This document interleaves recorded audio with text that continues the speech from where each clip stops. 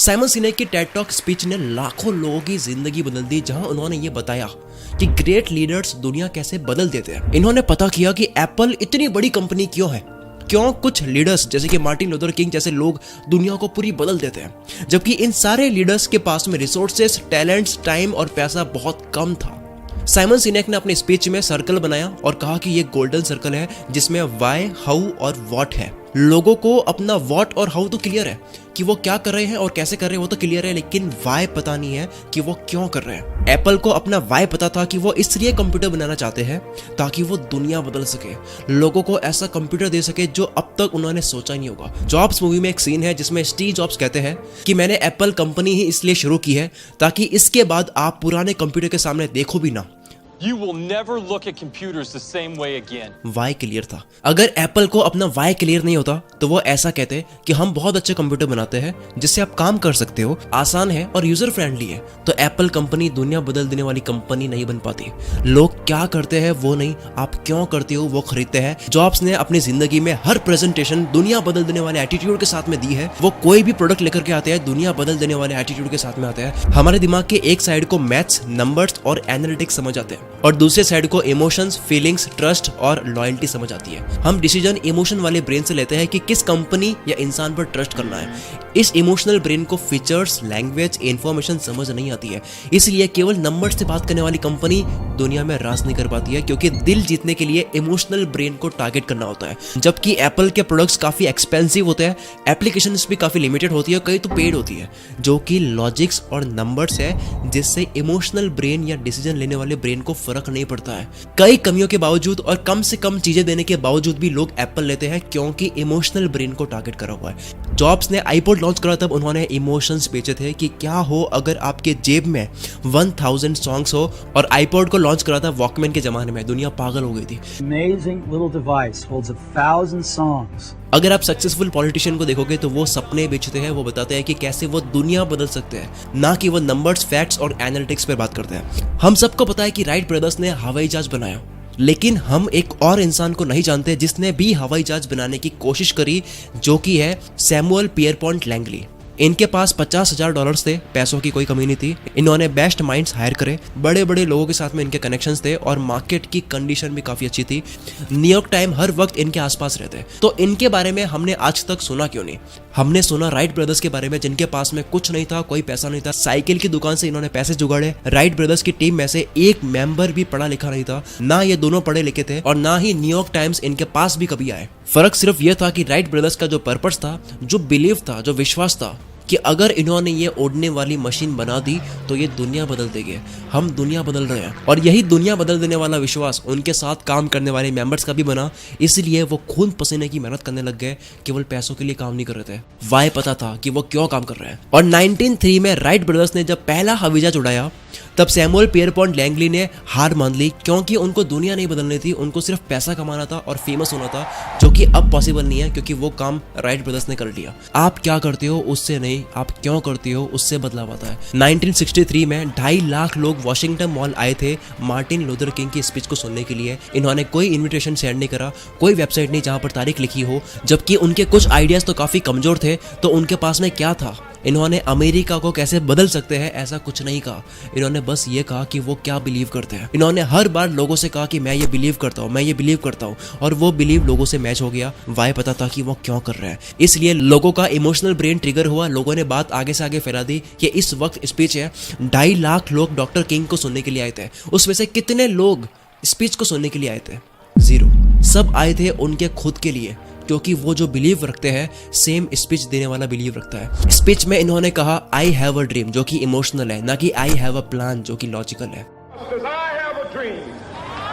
ये थी साइमन सिनेक की टेड टॉक स्पीच, जहां इन्होंने बताया how great leaders inspire action. अब दूसरी टेड टॉक स्पीच है जोश कॉफमैन की, टाइटल है the first 20 hours how to learn anything, यानी कि 20 घंटे में दुनिया की कोई भी स्किल कैसे सीखे। जॉश कॉफमैन के पास में बिल्कुल टाइम नहीं होता फैमिली और काम के बाद। इतने बिजी होने के बावजूद इनको हर बार कुछ नया सीखने का शौक था, तो इन्होंने पता करने की कोशिश करी कि कोई भी नई स्किल को सीखने में कितना वक्त लगता है। तो मिला कि किसी भी स्किल को सीखने में आपको 10,000 घंटे लगते हैं। कॉफमैन ने ऑलमोस्ट हार मान ली कि वो किसी भी चीज को सीख ही नहीं पाएंगे, क्योंकि 10,000 घंटे का मतलब होता है 5 साल के लिए बिना एक भी दिन मिस करे रोज 5.5 घंटे देने। कॉफमैन ने 10,000 घंटे की वजह को पता की और पाया कि के एंड्रेस एरिक्सन इस रूल के ओरिजिनेटर है, पर इन्होंने 10,000 घंटे बोले हैं किसी बहुत एक्सपर्ट लेवल परफॉर्मेंस को पाने के लिए, जैसे कि वर्ल्ड के professional athletes, world class musician, chess grand master, जहां पर अल्ट्रा लेवल का कंपटीशन होता है जिसमें वर्ल्ड के टॉप प्लेयर्स के साथ में खेलने लायक बनना होता है, तब आपको 10,000 घंटे की प्रैक्टिस करने की जरूरत होती है। अब हुआ यह कि 2007 में एक book I outliers the story of success, जिसमें मैल्कम ग्लैडवेल ने इसी 10,000 घंटे की रूल की बात करी, जिसके बाद में दुनिया भर में बस यही बात होने लग गई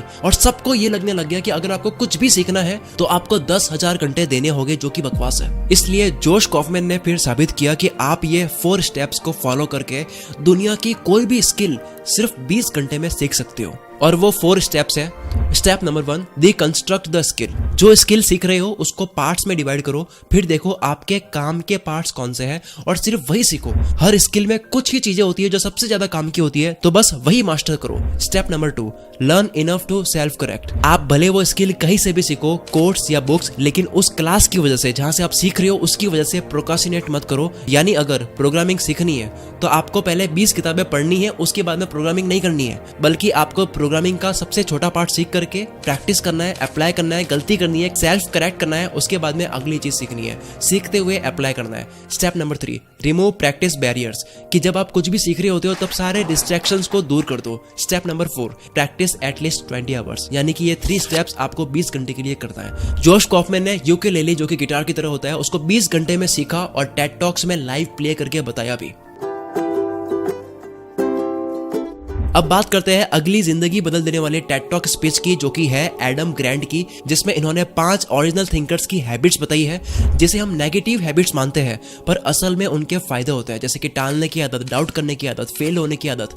ये आदतें इन्होंने सही बताई है। तो नंबर 1 है प्रोक्रास्टिनेशन, यानी कि टालने की आदत। प्रोडक्टिविटी या मेहनत में टालने की आदत गलत है, पर जब बात आती है क्रिएटिविटी की तब टालने की आदत सही है। लियोनार्डो दा विंसी इतना टालते थे कि इन्होंने मोनालिसा की पेंटिंग में 16 साल लगा दिए थे। The adoration of the Maggi और जेरोम इन द विल्डरनेस की पेंटिंग को इतना टाला कि इन्होंने कभी फिनिश ही नहीं करा। लंदन नेशनल गैलरी में the virgin of the rocks painting को बनाने में 13 साल लगा दिए। और उनका घुड़सवार का ये प्रोजेक्ट था जो इतना टाला कि बन ही नहीं पाया। मार्टिन लूथर किंग जूनियर ने अपनी स्पीच को लिखने में इतना टाला कि इनको जब स्पीच देनी थी उसके अगली रात 3 बजे ये स्पीच की तैयारी कर रहे थे। यहाँ तक कि स्टेज पर आने की बारी का इंतजार करते वक्त भी ऑडियंस के बीच बैठकर स्क्रिप्ट को एडिट करते रहे।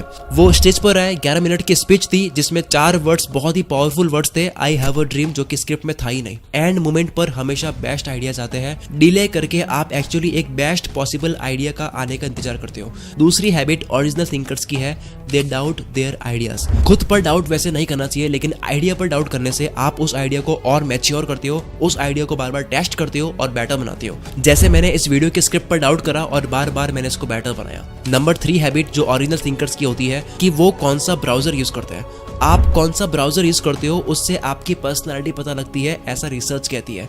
कोई पहले से मिले डिफॉल्ट ब्राउजर से खुश है तो ये बताता है कि वो डिफॉल्ट सिस्टम को एक्सेप्ट कर लेता है। जो क्रोम या फायरफॉक्स जैसे ब्राउजर को अलग से डाउनलोड करके इंस्टॉल करता है, वो ये बताता है कि वो डिफॉल्ट सिस्टम को एक्सेप्ट नहीं करते हैं, वो ओल्ड ऑप्शन पर डाउट करके नए ऑप्शन की तरफ बढ़ते हैं। 4th हैबिट है ओरिजिनल थिंकर्स की, वजह दे। अब इसका मतलब है कि किसी चीज में ऐसा देखना जो आज तक पहले किसी ने उस तरह से ना देखा हो। अब सबसे लास्ट हैबिट है ओरिजिनल थिंकर्स की कि ये लोग बार बार फेल होते हैं। तो ये थी दुनिया की सबसे पावरफुल टेड टॉक स्पीचेस। दोस्तों, इस वीडियो के स्क्रिप्ट में, रिकॉर्डिंग में, एडिटिंग में बहुत मेहनत लगी है। तो प्लीज अगर आपको ये वीडियो पसंद आई है तो कमेंट जरूर करें, और अगर आपको लगता है कि 1% भी बदलाव इस वीडियो की वजह से आपके विचारों में आया है तो कमेंट में केवल यस लिख दो। आपका कमेंट में यस काफी है मेरे हौसले को बढ़ाने के लिए। मैं शकील कुलमित्र से आपके सपनों को सपोर्ट करता हूँ।